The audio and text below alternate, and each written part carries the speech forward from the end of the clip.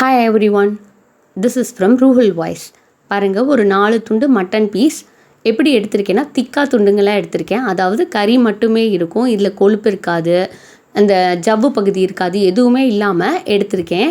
அடிகனமான வாணலியில் ஒரு 2 table spoon கடலெண்ணெயை போட்டிருக்கேன். அதோடைய மனம் போக சூடாகணும். அதுக்கப்புறம் அரை கைப்பிடிக்கும் அளவு கம்மியான அளவில் தேங்காய் துண்டுகளை பல்லாக நறுக்கி நான் சேர்க்குறேன். ஏன்னா எல்லாத்தையும் போட்டு நல்லா வதக்கணும், நல்லா வாட்டணும். நான் எடுத்தேன் இல்லையா, அந்த மட்டன் பீசஸை வந்து சின்ன சின்ன துண்டுகளாக நான் நறுக்கி வச்சுருக்கேன். நீங்கள் கொத்துக்கறி வாங்கினாலும் ஓகே. நான் இங்கே கொத்துக்கறியை ஏன் ப்ரிஃபர் பண்ணலைன்னா, கொத்துக்கறியில் வந்து ஜவ்வு பகுதியெல்லாம் சேர்த்து அடித்து கொடுத்துருவாங்க. ஸோ அது நல்லா இருக்காது. நான் இந்த மாதிரி தான் பண்ணுவேன். நான் மட்டன் வீட்டுக்கு யூஸ் பண்ணுறதுக்கு வாங்கிட்டு வர்றதில்ல. இந்த மாதிரி ஒரு 4 துண்டுகளோ 6 துண்டுகளோ எடுத்து வச்சுக்குவேன், என் தேவைக்கேற்ற மாதிரி. பாருங்கள், அப்புறமேட்டுக்கு தேவையான அளவுக்கு கொஞ்சோண்டு உப்பு, பாதி உப்பு ஃபஸ்ட்டு போடுங்க. உப்பு பத்தலைன்னா நீங்கள் அப்புறமேட்டுக்கு கூட போட்டுக்கலாம். நான் இங்கே சால்ட்டை தான் ப்ரிஃபர் பண்ணியிருக்கேன். ஏன்னா அப்போ தான் அது ஈவனாக ஸ்ப்ரெட் ஆகும். பச்சை மிளகாவை 5லேருந்து 7 முடிக்க உங்கள் காரத்துக்கு ஏற்ற மாதிரி யூஸ் பண்ணிக்கிங்க. பாருங்கள், இதில் நான் கொஞ்சம் கூட தண்ணியே போடலை. ஆனால் அந்த மட்டன்லேருந்து தண்ணி விட்டுருக்கு பாருங்கள். ஏன்னா ஊற வச்சோம் இல்லையா, தண்ணியிலையே ஊற வச்சு தான் நம்ம அலசுவோம். அந்த தண்ணியே போதுமான அளவுக்கு வந்து காஞ்சிரும், எல்லாமே வற்றணும். எவ்வளோ தூரம் வதக்குறோமோ அவ்வளோ தூரம் நல்லாயிருக்கும். அதுக்குண்டு ஓவராக வதக்கிட்டாலும் லப்பர் மாதிரி ஆயிரும். பீசஸ் வந்து அப்புறம் மிக்சியில் போட்டு அடிக்கிற போது அடிக்க முடியாது.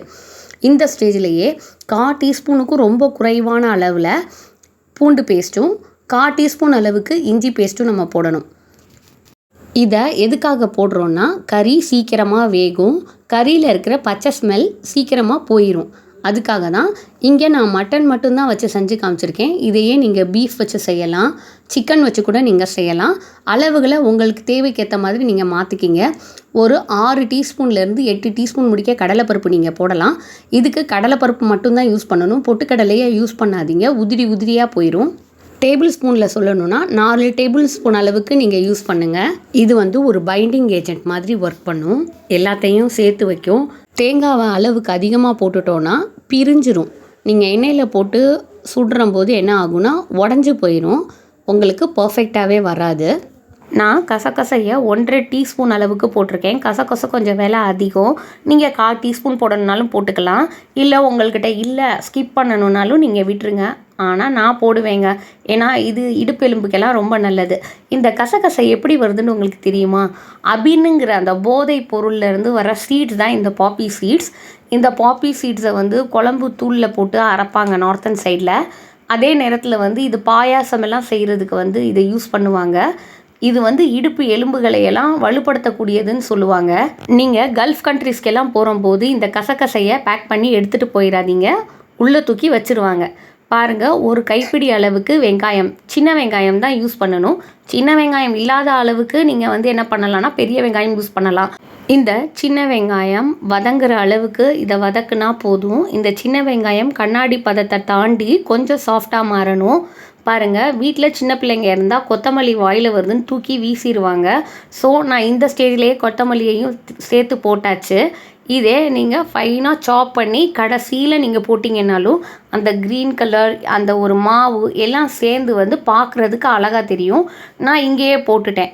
இதில் சோம்பு, ஜீரகம் இந்த மாதிரி ஐட்டமெல்லாம் எதுவுமே சேர்க்காதீங்க, ஃப்ளேவர்ஸ் மாறிடும். இந்த கறி டேஸ்ட்டை தூக்கி கொடுக்கறதுக்கு நம்ம என்ன பண்ணணுன்னாக்கா, இந்த ஒரு ஸ்டேஜில் ஒரு பட்டை, ஒரு ஏலக்காய், ஒரு கிராம்பு போடலாம். ஆனால் அந்த மாதிரி போட்டு மிக்சியில் ஜாரில் வந்து அடிக்கிற போது என்ன ஆகும்னா, வாயிலெல்லாம் அந்த மாவில் அந்த சீட்ஸ் வந்துகிட்டே இருக்கும். அது ரொம்ப இரிட்டேட்டிங்காக இருக்கும், வாய் டேஸ்ட்டை வந்து கெடுத்து விட்டுரும். ஸோ நான் இப்போ என்ன பண்ணுறதுனாக்கா, பட்டை, கிராம்பு, ஏலக்காய் எல்லாத்தையும் சம அளவில் எடுத்து காஞ்ச பதத்திலேயே அரைச்சி வச்சுக்கிறது. அந்த தூளை சிட்டிகை அளவுகளில் மட்டும்தான் யூஸ் பண்ணணும். ஏன் சிட்டிகை அளவுலன்னா பாருங்கள், ஒரு படி பிரியாணி, அதாவது 1.5 கிலோ பிரியாணிக்கே நம்ம என்ன பண்ணுவோம் அப்படின்ட்டு பார்த்தோன்னாக்கா, 1 டீஸ்பூன் அளவுக்கு தான் அந்த கரம் மசாலாவை யூஸ் பண்ணணும். அப்போ இங்கே பார்த்துக்குங்க, ஒரு 3 சிட்டிகையிலேருந்து 5 சிட்டிகை அளவுக்கு மட்டும்தான் யூஸ் பண்ணணும். 1/4 டீஸ்பூன், அரை டீஸ்பூன் எல்லாம் யூஸ் பண்ணிடாதீங்க, டேஸ்ட் வந்து நல்லா இருக்காது. இதில் உப்பு, காரம் எல்லாம் டேஸ்ட் பண்ணணுன்னா நீங்கள் ஒரு சின்ன தேங்காய் துண்டை எடுத்து டேஸ்ட் பண்ணி பாருங்கள். அப்போ உங்களுக்கு கரெக்டாக தெரிஞ்சிடும். எனக்கு கொஞ்சம் உரப்பு கம்மியாக தெரிஞ்சதுனால நான் இன்னும் ஒரு மிளகாவையும் தூக்கி போட்டேன். பாருங்கள், இப்போ தான் நான் கரம் மசாலா போடுறேன். ஏன் இந்த கரம் மசாலாவை கடைசியில் போடுறேன், நான் இப்போ ஃப்ரை ஆகிடுச்சு, ஓவரால் முடிஞ்சிருச்சு இந்த விஷயம். இது வந்து ஒரு 5 சிட்டிகை அளவுக்கு தான் இருக்கும் பாருங்கள், மொத்தமாகவே நான் போடுறது. ஏன் கடைசியில் போடுறோன்னா, கறி துண்டுகள் கருப்பாகாமல் இருக்கிறதுக்கு. இதை போட்ட உடனே கறியோட கலர் வந்து மாறும். ஒவ்வொரு கல்யாணங்களில் மட்டன் பீசஸ் வந்து கருப்பாக தெரியும். ஒன்று பெண்ணாடாக இருக்கும், அப்படி இல்லைன்னா அது பீஃபாக இருக்கும். அப்படியும் இல்லை அப்படின்ட்டு பார்த்தோன்னாக்கா, இந்த கரம் மசாலா தூளை கறி வேகிறதுக்கு முன்னாடியே போட்டுடுறது. இதுதான் ரீசன்ஸ். இன்னும் கடைசி ரீசன் மட்டனில் அடால்ட்ரேஷன் பண்ணுறது. பாருங்கள், அதுலேருந்து ஃபுல்லாக நான் எடுத்து போடலை. அதில் கசகசையெல்லாம் அந்த வாணலிலே ஒட்டிகிட்ருக்கு.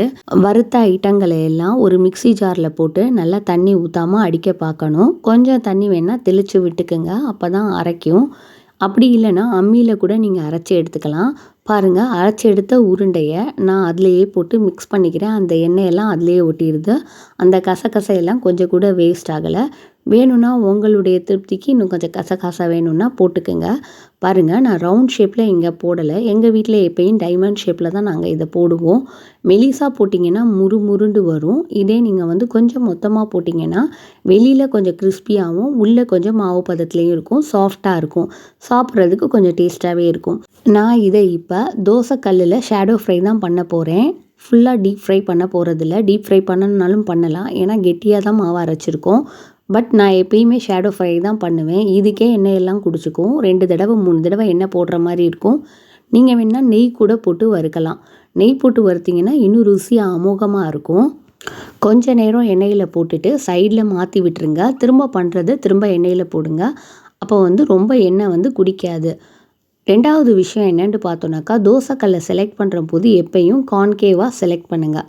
அதாவது குழியாக இருக்கிற மாதிரி கொஞ்சம் செலக்ட் பண்ணிங்கன்னாக்கா, நீங்கள் வந்து ரவா தோசை இல்லை கோதுமை தோசை போடும்போது சைடில் ஊற்றி விட்டிங்கன்னா நடுவில் மாவு வந்துடும். அதே மாதிரி தான் எதையாவது வறுத்து வைக்கிறீங்கன்னா எண்ணெய் வந்து நீங்கள் சொட்டுற முடிக்க, அதுலேருந்து வெளியில் வர்ற முடிக்க நீங்கள் கையிலே பிடிச்சிட்டு நிற்க வேணாம். நீங்கள் சைடில் பண்ணி விட்டிங்கன்னா போதும், உங்களுக்கு நடுவில் எக்ஸஸாக இருக்கிற ஆயில் எல்லாம் வந்துடும். பாருங்கள், ஒரு டேஸ்டியான ஒரு சைட் டிஷ் ரெடி ஆயிடுச்சு. ஒரு 4 துண்டு மட்டன் பீசஸில் நம்ம 8 பேர் இங்கே சாப்பிடலாம். ஆளுக்கு 3 வச்சாலும் 4 பேர் தாராளமாக சாப்பிட்லாம் 4 துண்டில். இதை சாம்பார், புளிக்குழம்பு மற்றும் பிரியாணி எல்லாத்துக்குமே சைட் டிஷ்ஷாக வைக்கலாம். இப்போ ஏதாவது ஒரு பெரிய விருந்து ஆர்கனைஸ் பண்ணுறோன்னா இதையும் ஒரு டிஷ்ஷாக வைப்போம். பாருங்கள், ரொம்ப நல்லாயிருக்கும். ரொம்ப ருசியாக அமுகமாக இருந்துச்சு. நீங்களும் ஒரு தடவை ட்ரை பண்ணி பாருங்கள். சப்ஸ்கிரைப் பண்ணுங்கள். தேங்க்யூ.